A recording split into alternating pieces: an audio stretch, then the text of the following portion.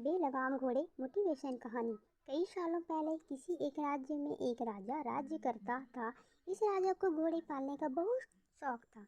इस राजा के पास वैसे तो कई सारे घोड़े थे, लेकिन इसके पास 4 ऐसे जंगली घोड़े थे जो इस राजा को काफी पसंद थे। राजा ने इन घोड़ों को ट्रेन करने के लिए कई ट्रेनरों को बुलाया, मगर कोई भी इन घोड़ों को अच्छे से ट्रेन नहीं कर पाया। जब भी कोई इन पर बैठने की कोशिश करता तो उससे तुरंत अपनी पीठ से फेंक देते या उसे लात मार देते। राजा को घोड़े बहुत प्यारे थे, इसलिए ट्रेनरों को सख्त वार्निंग दी जाती थी कि इन पर जोर जबरदस्ती ना की जाए, यानी कि इन्हें मारा पीटा ना जाए। कई महीने निकल गए, मगर कोई भी ट्रेनर घोड़ों को अच्छी तरह से ट्रेन करने में सक्षम नहीं हो पाया। तो राजा ने अपने राज्य में ढिंढोरा पिटवाया कि जो भी व्यक्ति इन घोड़ों को अच्छे से ट्रेन कर देगा उसे बहुत बड़ा इनाम दिया जाएगा। कुछ दिनों बाद एक युवा ट्रेनर राजा के पास आया। राजा ने अपनी शर्त रखी कि घोड़ों की ट्रेनिंग बिना मार पिटाई होनी चाहिए, ऐसा उस युवा को बताइए। युवा ने राजा की शर्त मान ली और अपनी तरफ से भी राजा के सामने 2 शर्त रख दी। युवा ट्रेनर बोला, मैं आपकी हर शर्त मानने के लिए तैयार हूँ, मगर मेरी भी 2 शर्त है जो आप मानो, तभी मैं आपके घोड़ों को ट्रेन कर पाऊंगा। राजा ने कहा, पहले शर्त तो बताओ। ट्रेनर बोला, पहली शर्त है कि मुझे इन घोड़ों को ट्रेन करने के लिए कुछ महीने या पूरा साल लग सकता है, उतना वक्त मुझे दिया जाए। और दूसरी शर्त यह है कि इन घोड़ों के खाने पीने रहने का बंदोबस्त पूरा मुझ पर छोड़ दिया जाए। राजा के पास कोई और विकल्प था नहीं। कोई भी ट्रेनर राजा आज तक घोड़ों को ट्रेन करने में सफल नहीं हो पाया था, और अब तो नए ट्रेनर्स भी आने बंद हो गए थे। राजा ने युवा ट्रेनर की सारी शर्तें मान ली और घोड़े उसे सौंप दिए।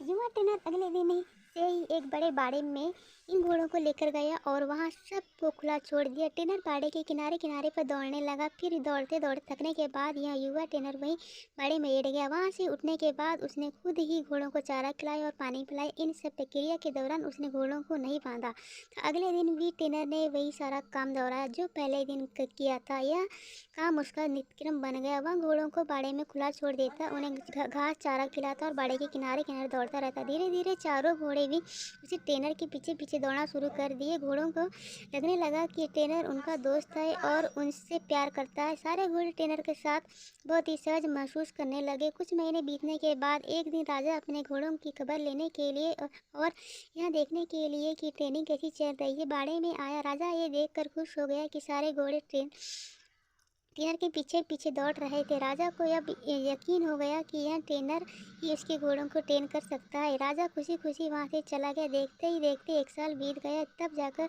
युवा ट्रेनर ने राजा को संदेश भिजवाया कि घोड़े पूरी तरह से ट्रेन हो चुके हैं, सो राजा एक बार आकर देख ले। राजा की हाजिरी में युवा ट्रेनर ने एक के बाद एक सभी घोड़ों की सवारी की और उन्हें मनचाही जगह पर ले जाकर दिखाया। राजा यह देखकर बहुत खुश हो गया। राजा ने युवा ट्रेनर से पूछा कि मुझे तुम बताओ कि तुमने यह कैसे किया। युवा ट्रेनर ने राजा को सारी बात समझाते हुए कहा, मैंने सबसे पहले इन घोड़ों को अपनापन महसूस कराया।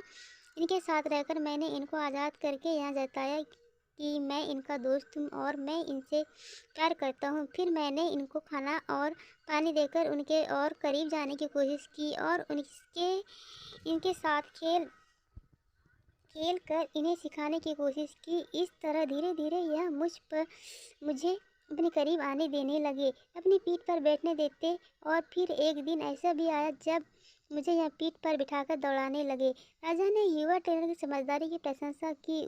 उस वादे के अनुसार लाखों सोना दी और साथ में हमेशा के लिए इन चारों घोड़ों की देखभाल करने की नौकरी भी दी। दोस्तों, कहानी तो बहुत ही मज़ेदार और रोचक है, मगर इसका जो सारांश है बहुत ही गहरा है। अगर मनुष्य के जीवन के साथ इन 4 घोड़े की तुलना की जाए तो यह 4 घोड़े होंगे: चिंता, गुस्सा, घमंड और लालच। और मनुष्य की बुद्धि तो हम युवा ट्रेनर की तरह देख सकते हैं। जिस तरह युवा ट्रेनर में समय लेकर और समझदारी से धीरे धीरे बदमाश घोड़ों पर काबू पाया, उसी तरह कोई भी मनुष्य अपने जीवन के सबसे बदमाश घोड़े यानी कि चिंता, क्रोध, घमंड और लालच पर काबू पा सकता है। पहला अप्रशिक्षित घोड़ा जो कि चिंता, हमारी बुद्धि को यह समझना होगा कि चिंता बुरी होती है और चिंतन फायदेमंद होता है। चिंता किसी भी समस्या का हल नहीं होता। हाँ, चिंतन से हमें नए रास्ते ज़रूर दिखाई देते हैं। दूसरा उद्दंड घोड़ा है क्रोध। दोस्तों, कभी कभी जीवन में क्रोध करना आवश्यक होता है। कभी कभी ऐसी परिस्थितियाँ आती हैं जब आपका हक कोई मार रहा हो या बेवजह आप पर जुल्म कर रहा हो, तब क्रोध करना जरूरी तब क्रोध करना कोई बुरी बात नहीं है। मगर क्रोध कब करना है, कैसे करना है, कितना करना है, इन इन सब की लगाम अपने हाथ में रखना बहुत ज़रूरी है। तीसरा उद्धट घोड़ा है लालच। लालच ज्ञान पाने की हो तो अच्छी है, लालच अज्ञानता की हो तो बुरी है। लालच धन मेहनत से प्राप्त करने की हो तो अच्छी, लालच बिना मेहनत के गलत तरीके से धन प्राप्त करने की हो तो बुरी। चौथा और आखिरी उद्दंड घोड़ा है घमंड। मैं यह काम कर सकता हूँ, इसे गर्व कहेंगे और सिर्फ मैं ही इस काम को कर सकता हूँ, यह घमंड होता है। बस यही सारे फर्क बुद्धि रूपी ट्रेनर से इन उद्दंड घोड़ों को समझाना होगा। फिर आपके यह चारों बदमाश घोड़े भी देखिए कैसे कंट्रोल में आते हैं आपके।